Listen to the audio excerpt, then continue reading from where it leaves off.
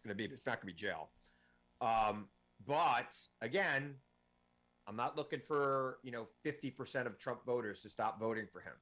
I'm looking for 1 or 2% to say, I've had it with this man.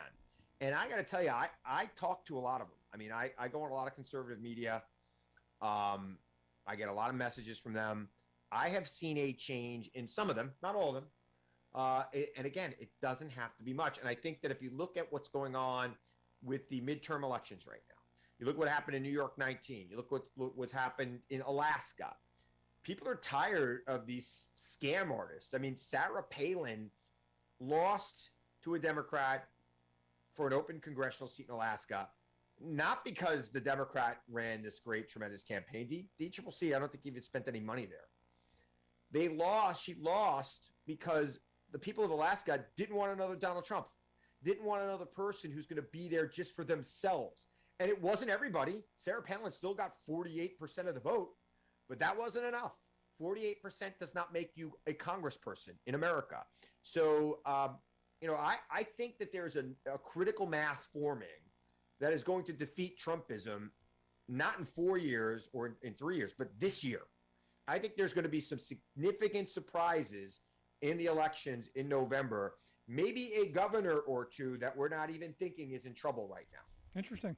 So you think that Trumpism as a whole could go down? I'm thinking just Trump and the DeSantises of the world, the Mastrianos of the world, take that on and go forward. But I hope you're right. I don't think the Mastrianos have any chances in hell of getting elected. I sure hope you're right. From your lips. Mastriano, look, I wouldn't say the same thing about Dr. Oz. Because Dr. Oz kind of is like a casual Trumpist, right? Mastriano is a full-blown, probably was in the Capitol. We just don't have any video of it, kind of Trumpist. Yeah, no, right. I put him as a Nazi, so there's yeah, that. I mean, exactly. That guy's not getting elected. People understand who he is, what he's about. And in the same vein that as Sarah Palin loses her election in Alaska, I'm sorry, Alaska's a lot more conservative than Pennsylvania is. And I just don't see a way for Mastriano to win Pennsylvania. Now, my worry about Dr. Oz, and I do believe we should win Pennsylvania. I believe Fetterman should win it. I worry about Fetterman. I saw his interview last week.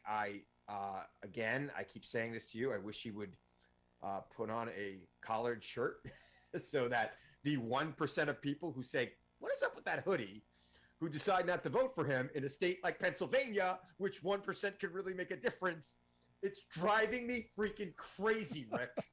I like him. I like what he stands for. Put on a tie. Just a couple of times. Not all the time. Once in a while. So that people know you're serious about the job you're running for. People like some 75-year-old retired truck driver who wants his senator to put on a tie. I'll send you a picture.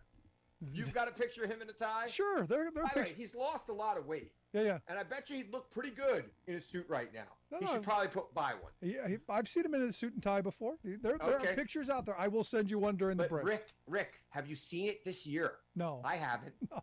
Right? I get it. That's his shtick. I don't like shtick in politics. Gotcha. I like winning.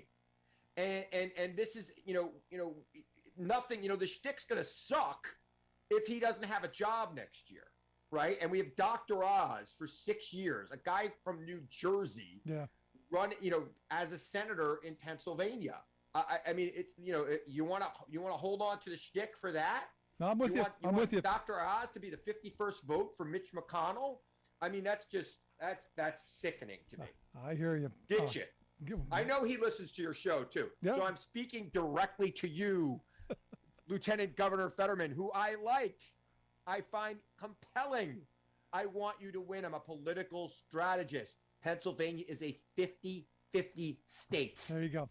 Anything could turn people off or anything could turn them on. There you go, John. Chris wants you to wear a tie. Good stuff. Chris, I appreciate the time, man. As always, good stuff. I'll look forward to having you back again real soon.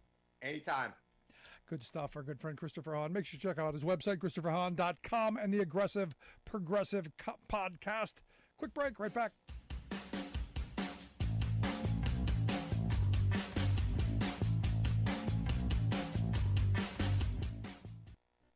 For 240 years, our union endured.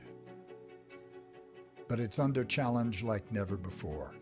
We're engaged anew in a struggle between democracy and autocracy. Can we save democracy? Overcome authoritarian movements at home and abroad? Come together to ensure the government of the people, by the people, for the people endures? We say we can. Democracy will and must prevail. Play your part by joining the union. The union gives Americans the tools to mobilize friends and neighbors, to amplify our voices, organize for democracy, and defeat Trumpists and authoritarians from the White House to the City Council. It matches the skills of volunteers and activists with campaigns and causes, work that must be done to protect democracy. Lincoln believed it was the sacred duty of every president to preserve the Union at all costs. We believe it's the sacred duty of every American. Now it's up to all of us, to we the people. Because together we will win. America will endure. The Union, all in.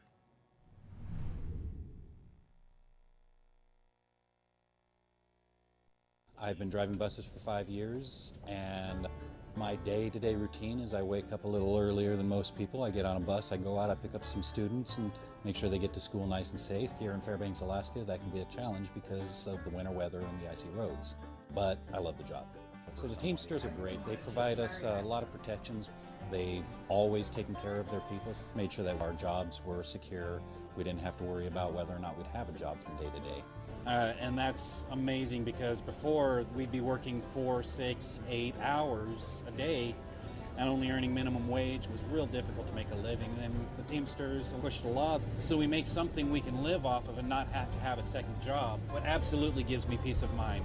The union membership allows me to focus on this job without having to worry about whether or not my family is going to be taken care of. I'm Andrew Case, and I'm proud to be Teamsters Local 959.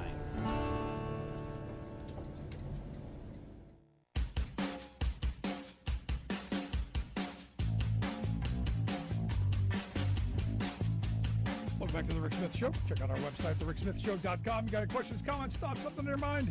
Email me, Rick at thericksmithshow.com. Make sure you follow us on Twitter at Rick Smith Show. You can shoot a direct message at us, tweet, all of that stuff. Also Facebook. We do some over there, not as much. So it is what it is. But here's the thing. This is a moment. The important part of this moment is people are looking at unions and going, maybe this is the answer. And I've been saying this for, well, every minute of the 17 years I've been doing this program.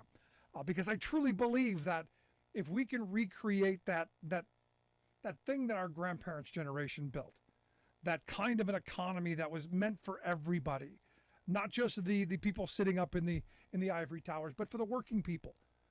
And even have business leaders who, like Henry Ford gets credit for saying, hey, our workers should be able to buy our cars. Now, granted, that was in his radical self-interest, one of the most anti-union people to ever walk this planet, and for all intent and purposes, not a good guy either. But at least from the business perspective, understood you got to share the wealth. Because if you want people buying your stuff, they got to have the money. That all came to head in the 50s and 60s, where you had smart policies that encouraged people to join and form unions and made sure companies bargained. Democrats have got to pick up that mantle with people looking at unions and going, yeah, we want that again. 71% of people in this country, to get 71% of the people in this country to agree on anything is mind-blowing. 80% of young people see this is the way forward. So Democrats, if you're listening, hello, this is the message every day. Every time you speak to somebody, oh, hey, by the way, join a union. Oh, hey, by the way, we need collective bargaining rights strengthened in state after state. Because you know what Republicans do masterfully? They stay on message. They stick to it. And then when they get power, oh my goodness, they can't wait to use it. Look at Kentucky. Kentucky, as quick as they could, first day, 9 a.m., they went and they passed the No Rights at Work bill. Pennsylvania, if Doug Mastriano, heaven forbid he wins, if he wins, day one, right to work is going to be what they go after first, because that's the priority, crushing workers and their rights. Virginia, same thing. All of these states did this stuff when Scott Walker in Wisconsin. This is what they did. Take labor rights away. Democrats, you're not doing that. When Democrats took control of both houses in the governor's mansion in Virginia, you didn't see them going, hey, we're going to undo this horrible. No, we can't. That'd be divisive. This is where Democrats have got to grab this issue by the you-know-what, and, this is where Democrats have got to be the ones who stand up and fight. Now, he brought up Obama and the Employee Free Choice Act. I met President Obama twice when he was candidate Obama. Shook his hand twice, asked him about the Employee Free Choice Act. He looked me in the eye and told me, we're going to get something better. Got nothing. Because there wasn't any political capital put behind it. And there shouldn't have had to have been. It should have been a matter of course. It should have been, yeah, of course we're going to pass this. Of course we're going to strengthen collective bargaining rights. Of course we're going to streamline the process to get people to be able to pursue their rights without tons of harassment from the employer. Of course we're going to do that.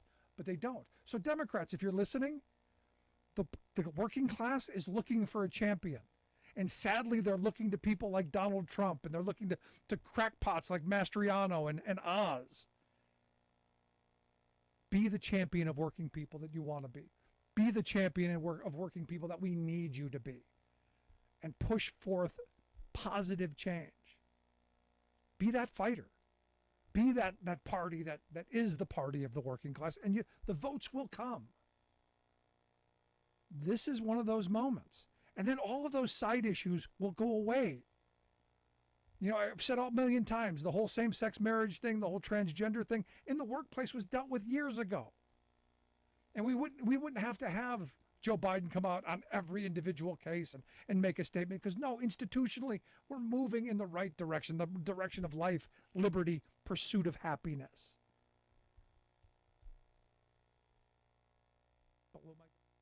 KCAA Loma Linda.